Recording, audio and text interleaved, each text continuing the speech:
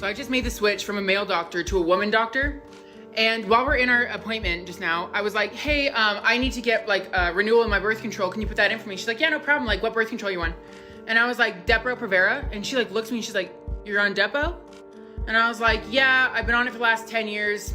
You know, I don't get a period. That's why I like it. And her jaw drops to the floor. She's like, did you say 10 years? And I was like, yeah, like a decade. Yes. And she's like, holy shit. Like, no, Morgan, this is like a 2-year max birth control. Like, this is not a long-term birth control. And I was like, what? She's like, your last doctor never shared that with you? Like, this is not a long-term thing? And I was like, no, he would just like put in for it. I'd get the call saying like, hey, you're up for renewal. And I go in and get it. Like, no, he never told me that. And she's like, yeah, we're getting you off that immediately. Like, no birth control for a bit. Like, let's just get the hormones out of your body. So of course I go on Google and start Googling like what the long-term effects of being on Depo are.